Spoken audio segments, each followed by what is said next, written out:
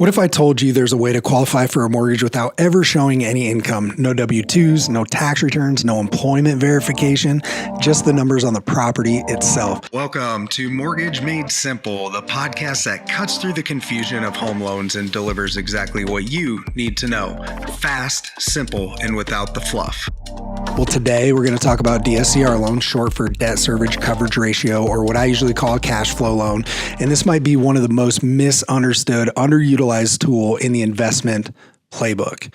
So whether you're a seasoned investor, a self-employed borrower, or maybe a new investor trying to get into the game, then this episode is for you. Let's start with the basics. What makes these loans different from anything else that you've probably heard of? Well, DSCR loans flip the script. So instead of asking, do you make enough money to buy this house? The lender asks, does the property make enough money to cover itself? That's it. I'll say it again. Does the property make enough money to cover itself? That's it. So if the monthly rent can cover the full mortgage payment, including your taxes and your insurance, then you've got a shot. Lenders call that ratio the DSCR. And if the rent is $2,000 and the mortgage is $1,800, your DSCR score is going to be 1.11. And most lenders want to see something around 1 to 1.25. Higher the better.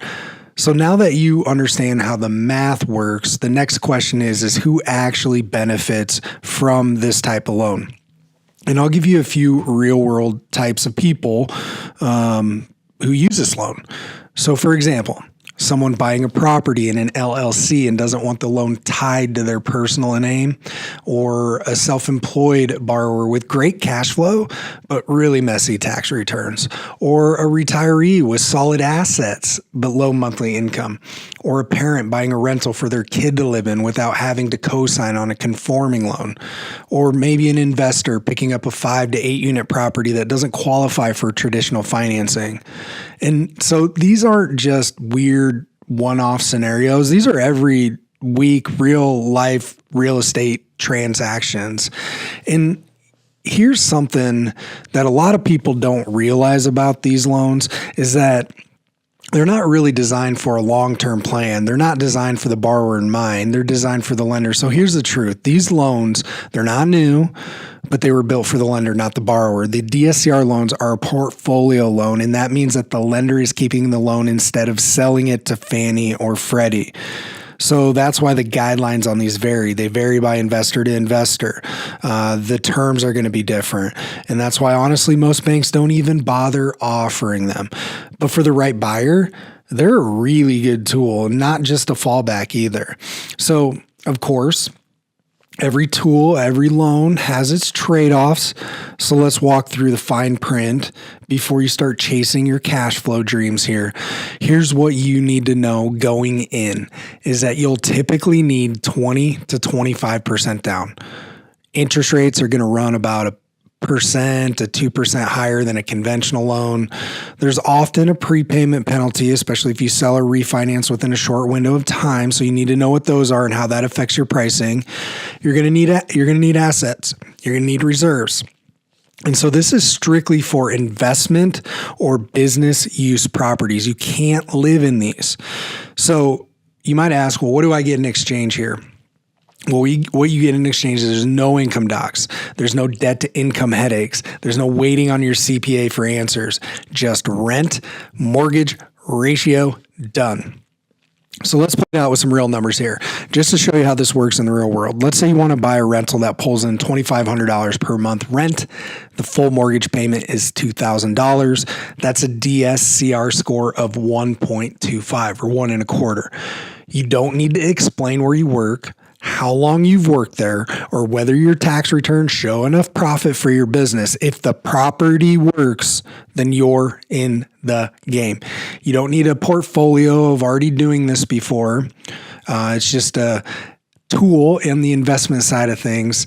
Just another option if you're trying to get into the investment game or you're trying to buy another investment property. So you don't need to own 15 units or be a real estate shark by any means to use these products. I've helped first-time investors buy their first duplex, parents get into a condo that solves a family housing problem, business owners finally stop getting punished for being tax efficient with these types of loans. So these cash flow loans are not complicated. They're just unfamiliar to real estate agents and to buyers out there. And once you understand the math and the strategy and you see the opportunities that you can obtain from utilizing one of these programs, then it can make sense.